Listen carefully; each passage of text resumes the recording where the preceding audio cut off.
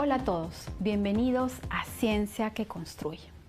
Esta semana se ha hablado mucho de albergues para niñas embarazadas, presentándolos casi como una solución humanitaria o un refugio de vida.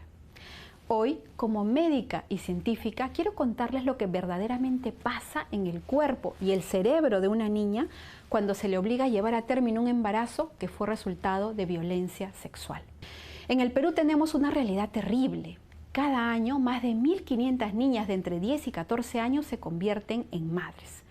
Para que se hagan una idea, esto es suficiente para llenar 3 colegios enteros.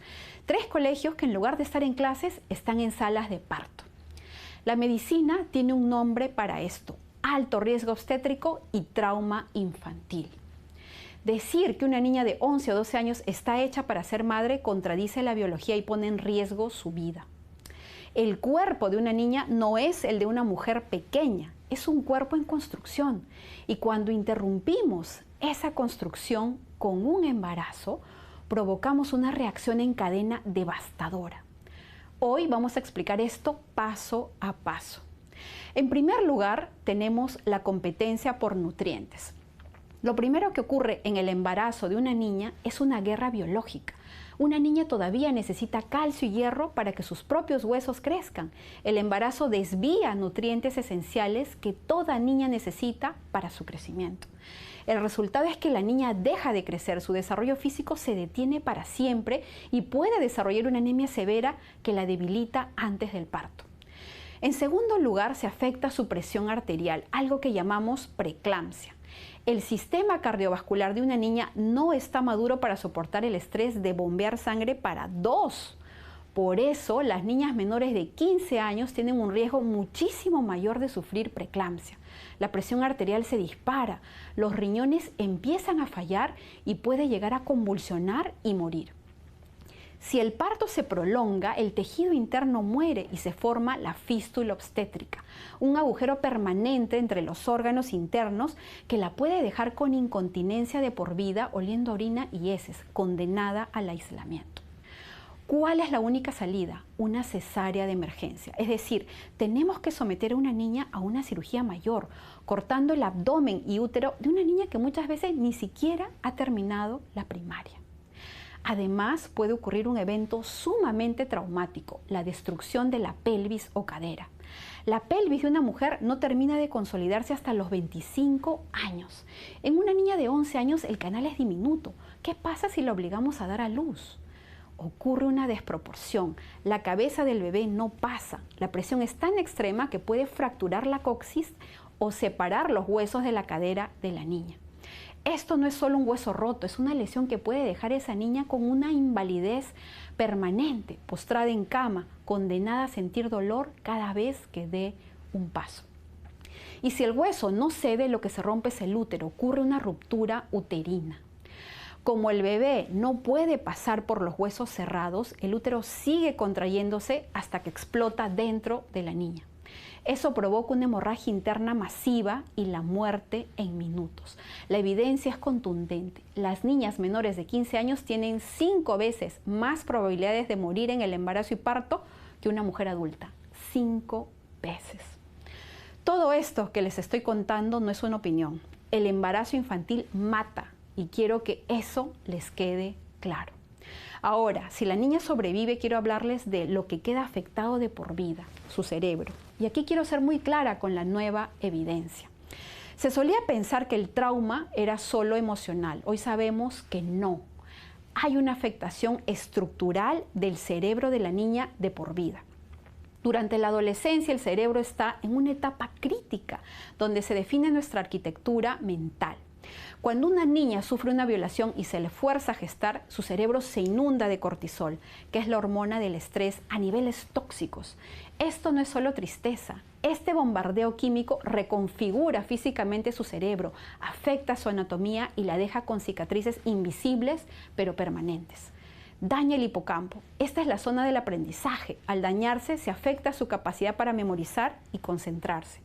Es decir, la estamos condenando a tener problemas graves en la escuela y recortando su futuro intelectual. Además, impide el desarrollo de la corteza prefrontal, donde se toman las decisiones y se controlan los impulsos. Esto la hará una adulta con dificultades para planificar su vida o regular sus emociones. Y además agranda la amígdala, que es el centro del miedo. Su cerebro se quedará en modo supervivencia, vivirá en estado de alerta permanente, sintiendo pánico y ansiedad, aunque ya no esté en peligro. Esa niña tendrá, siendo adulto, una predisposición biológica a la depresión crónica severa, ansiedad generalizada, trastorno de estrés postraumático y un riesgo altísimo de suicidio. Y esto no es teoría. La desesperación es real, tan real que ya ocurrió aquí, en Perú. Recordemos el caso de la niña identificada legalmente como LC. Una niña peruana de 13 años que al verse obligada a gestar tras una violación, saltó de un techo para quitarse la vida. Sobrevivió, pero quedó con una discapacidad severa en la columna porque los médicos retrasaron su cirugía para no afectar el embarazo.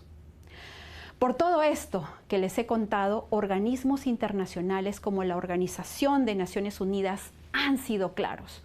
Forzar a una niña a llevar a término un embarazo que fue resultado de violencia sexual constituye una grave violación a los derechos humanos. Este acto se considera tortura porque implica someter a una niña a un sufrimiento físico y psicológico extremo. Esto ya fue juzgado. Recordemos el caso de Camila, una niña indígena de 13 años. Ella fue violada por su padre desde los 9 años y solicitó no ser madre, pero nuestro sistema de salud le negó sus derechos y la procesó penalmente por autoaborto. El Comité de los Derechos del Niño de la ONU condenó al Perú y dictaminó que lo que se hizo con Camila fue tortura y trato cruel. En el Perú existe una herramienta médica y legal desde 1924, la interrupción terapéutica del embarazo, conocida legalmente como aborto terapéutico. Este procedimiento es una indicación médica diseñada para salvar la vida y proteger la salud de la gestante cuando el embarazo la pone en peligro grave. Y como acabamos de demostrar con evidencia, en una niña menor de 15 años, el embarazo siempre es un daño grave y permanente a su salud física y mental. Por tanto, negarles este derecho médico no es proteger la vida, es prolongar la tortura. ¿Saben cuántas menores de 15 años han accedido a la interrupción terapéutica del embarazo en nuestro país? Solo el 6%, es decir, apenas 6 de cada 100 niñas. Entonces, tener casas llenas de niñas embarazadas no es motivo de orgullo ni una obra de caridad digna de aplauso. Es el síntoma de que hemos fracasado como sociedad. Es la evidencia de que fallamos en protegerlas del abuso y continuamos torturándolas al fomentar que ellas sigan adelante con su embarazo. No disfracemos la tortura de caridad. La maternidad infantil forzada no se resuelve con albergues, se resuelve con educación para prevenir, con leyes para castigar al agresor y con acceso médico para no destruir su futuro. Porque una niña embarazada es una víctima y como sociedad tenemos la obligación de no seguirle fallando. Soy la doctora Magali Blas y esto fue Ciencia que Construye. Recordemos que la ciencia no debe dejar a las niñas atrás. Nos vemos el próximo domingo.